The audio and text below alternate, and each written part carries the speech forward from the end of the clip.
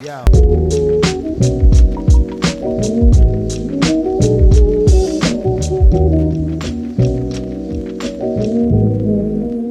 Hi guys, as mentioned, I'm back with my second video, and today I'm going to be talking about two intense topics, parenting and caretaking. Both these subjects by itself have extraordinary demands, but today I'm going to tell you how I work along both these roles quite comfortably. Very interestingly and coincidentally, when I became a mother, just a few months later, I also became a caretaker. So from the beginning, I've always played these roles simultaneously. But before I go in to share a little bit more about my journey and experience, I'm going to ask every parent who's also a caretaker, are you a parent who is comfortable sharing everything, both the good and the bad that happens at home with your child? Do you think it's important that they know about it? Or are you a parent who manipulates the situation in the most flowery way possible to present it to your child, thinking is the best way your child could deal with things?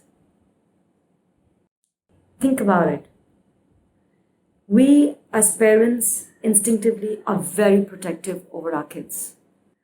Oh, we constantly look out for our children's well being, and we are very well aware that whatever we want them to experience, see, or hear influences their well being in a positive way. And that's something I think everybody naturally as parents do. But for me, it was a little different, not with regards to the well being, but what I exposed my children to. And my journey has taught me that we underestimate kids, and I think kids are amazing when you actually are honest and truthful to them. So, like I mentioned, I was on my Rehan, who's now 8.5, my daughter, who's now 4.5. I'm going back when Rehan was just about 5, 6 months old. My journey as a caretaker began, and I remember from day number one, the initial parts of our journey with the hospitals were a lot more because diagnoses were happening. So every alternate day, we used to go to the hospital. And I very well remember looking into my infant's eyes and telling him, Mama and Acha are going to the hospital. We're going to finish our work really fast. I'm going to come back to play with you. And that's what I would tell my little baby every single day when I went to the hospital. There were people who asked me, does he even understand what you're trying to say? Honestly, I don't know if he understood. I don't know if it's right or wrong. But one thing that I know was it felt right. It just felt right telling him what was happening. It felt right being honest. It felt right making him a part of the family. It felt right respecting him no matter how old he was. It just felt right.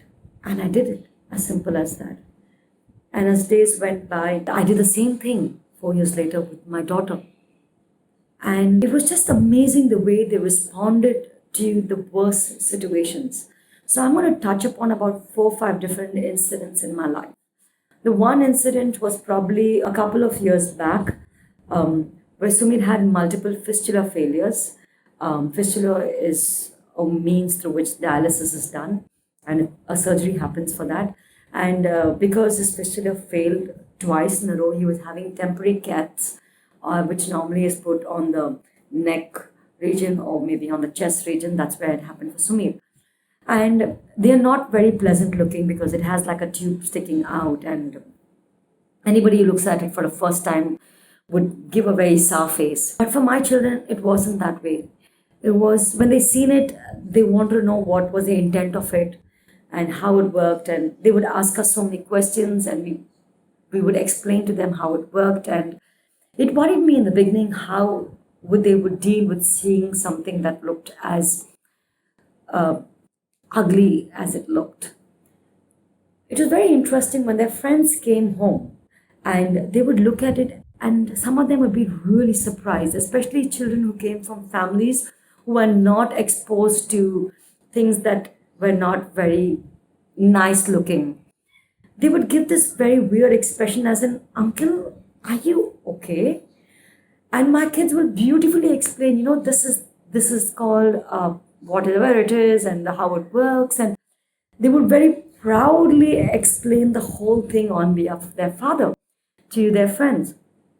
And they didn't seem to be affected by it at all. And that was my first learning experience of how children can just accept things to be a part of their life and just not be taken back by things that even are not, which are not even pleasant looking. Then comes another episode where there was a role play happening by my son of him dressed up like a king with a sword in his hand. And he was talking about himself being brave and courageous, and he was just acting himself out. When my daughter went back in the room, and she tied like one bandage on her hand, put one on her neck and one on her head, and she came out and she said, "Look at me. I've got all these wounds, but I'm more brave and courageous than you. And you can do anything, but I will always win." And it was like in my face, because what I came to realize that the child looking at her father's wounds, looking at these tubes, looking at these bandages, actually learned the quality and the lesson of bravery, courageous fighting. It was not a negative lesson at all. It was not something they were scared about. It was only a positive takeaway. And until then, I never knew what they were learning, whether they were learning something good or something bad. But when she expressed it, and she was just about 3.5, and the way she was able to explain herself, I just knew that whatever I was doing till then was right. And then just a few days later, there came another incident where the kid wanted to be pampered. And this time it was my son. So he put a bandage on his hand and he said, "Oh, Mama, I've got hurt. You have to take care of me. I'm sick." And then my daughter comes and she's sitting, and like a doctor, she's cleaning the wound. And whatever I used to do for Sumir in terms of cleaning the cat and the fish, she was doing all that for her brother. And she's telling me, when somebody's sick, we have to love and care for them. And that was the next lesson I learned from my kids, that in their journey, they realize when somebody's sick, you love and care for them. You be there for them. And that's what we as parents were standing for with them. And at any point of time in my life, I never realized or seen my children being affected by any traumatic situations. Now, let me tell you the worst incident that I had to put across to my children and how I did it. This was early last year when Sumir went back to dialysis, and he was getting ready for his next transplant. But he was quite fit and healthy to look at. But all of a sudden, it came up very, very suddenly. He had something called the aortic dissection, which could happen to a dialysis patient, which is a tear in the heart of the aorta. And it required an open heart surgery. And one night, suddenly, when he was under dialysis, it just came up through a call, and I rushed to the hospital. And I was told he was going up 12 hours open heart surgery. I sent him to the theater, and I came back home. And it must have been like 7 in the morning, and my kids had woken up to go to school, and they were looking out for their father. And this was probably the worst information that I had to put across to my children, because chances of survival was very, very dim and light for their father to go through. And my mom said, "What are you going to tell the kids?" I said, "The truth." My mom said, "I don't think it's the right thing to do." And I told my mom, I said, "It just feels right. And they have every right to know.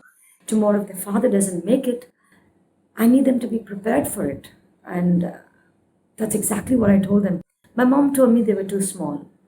But I didn't believe so, because I've seen what my children could face through so many other years that they've seen their father. So I took both my kids, put them on my lap, and then I told them, I said, "See, guys, Dad is gone in for an operation, but this time it's a really big operation. And this time he's got a bow in his heart." And my son was very surprised, because he all along he always knew that something was wrong with his kidney, but he's wondering why it happened in his heart. So he asked me, "Is it the kidney or the heart?" So I said, "It's the heart." And my daughter immediately thought, "Boo in the heart" means he's sad, because that's how she interpreted having a bow in the heart means being sad. So I said, "No, there's a little tear in the heart, and the doctors are right now repairing it." And they looked at me immediately, and I said, Yes, it's a really big whoop. But we're going to be praying that he gets all right. And no matter what, I ended the conversation saying that you guys are going to be fine. I need you guys to know that. And that's what I want to tell every parent, that it's not about what we share, it's about how we share it to the kids, creating that safe environment where the kids can look up to you and they know they are safe and they know that they see the confidence in your eyes. And if you're able to actually bravely face it, it becomes extremely easy for them to face it. And my son, who was just about 7.5, says, "Don't worry, Mama, it's going to be okay." But I have one question. Are they using a needle and thread to stitch the heart? Or they're using Fevicol to stick the heart? So I just burst out laughing. I said, "I don't know, but I'm going to ask the doctor that and tell you." And they went to school like a very normal day. And in fact, they go to alternate schooling. So the teachers were constantly looking out to see if there was any behavioral change, because the situation that the children were going through was extremely traumatic. And the teachers wanted to see whether there was any abnormal behavior or aggressiveness, so they were very silent. And I knew the teachers were doing a good job in looking out for them. But the teachers called me back and said, "It's just amazing how these kids are just absolutely normal in such a traumatic situation." And I had a lot of parents who called me up after that and asked me, "How do you bring up kids normally in traumatic situations?" And it was then that got me thinking, what is it that I was doing right? And the only thing that I was doing right, I felt, was just respecting them and telling them the truth and creating the safe space for them to process the information and giving them a very, very normal life in traumatic situations. Just normal lives. In the worst day and the best day, we lived normal lives. The kids and me as a parent and Sumit as a parent. So that was the worst information I put across ever to my children, and they kind of accepted it. But that journey was a very long journey, because after the open heart came a lung failure. So we had another surgery. We had 9 surgeries last year, and it was a very difficult year for us. And I think the only ones who went through the entire year beautifully was my children.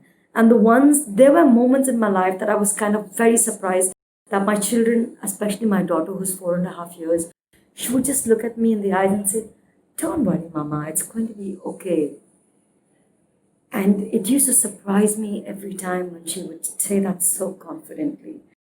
And it only made my children braver, stronger, looking at their father's journey. So my role as a caretaker and as a parent has only complemented each other. And I think I've been a wonderful example for my children in the real world, of how you break barriers and how you overcome challenges in your life and yet live a normal, happy life and celebrate life every day. And pretty much that's what I want to share with you guys. And I think it's a great opportunity, and I feel so good sharing this part of my journey with you guys. And if you guys have experienced something very similar, please share it with me. I would love to add it into my practice if it works for me. And I would love to have this conversation with you guys. And thank you very much for watching this. And I'll be sending you my next video very soon. God bless you all. Yo.